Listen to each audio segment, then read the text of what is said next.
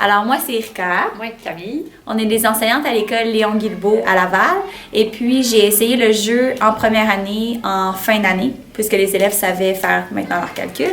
Et moi, j'ai essayé le jeu en troisième année, en début d'année. Comment avez-vous trouvé le jeu Picoboo pour son aspect ludique?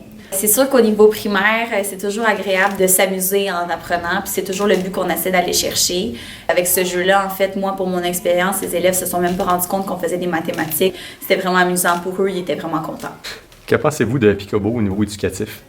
Mais moi, c'est sûr que je suis en troisième année. Puis ce qu'on fait dans notre niveau, à notre école, c'est vraiment qu'on prend une période pour expliquer le jeu. Puis après ça, on a 3 autres périodes pour jouer au jeu, donc à chaque semaine. Puis ça permettrait vraiment aux élèves de bien comprendre le jeu. Puis après ça, d'utiliser vraiment les notions qu'ils connaissent d'addition, de multiplication, puis de soustraction pour jouer de façon adéquate.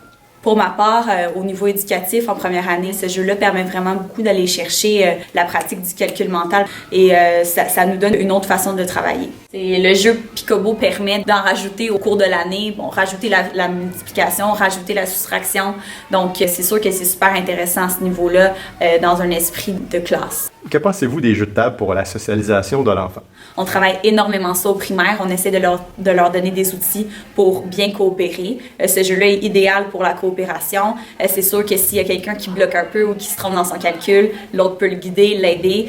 C'est sûr que ça pratique énormément la façon de parler. On enseigne comment jouer à un jeu de société au primaire. Donc, c'est sûr qu'il y a tout cet aspect-là aussi qui est super intéressant.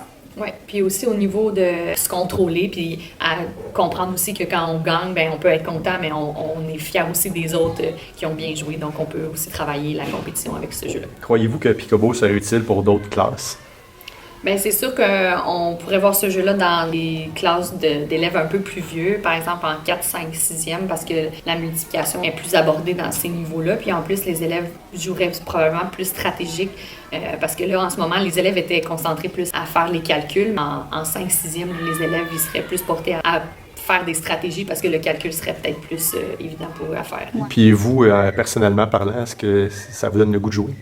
Oui, vraiment. C'est vraiment le fun. Ouais. On a comme trouvé une façon de rendre les calculs agréables. Ouais, puis ça, c'est sûr que c'est toujours le fun.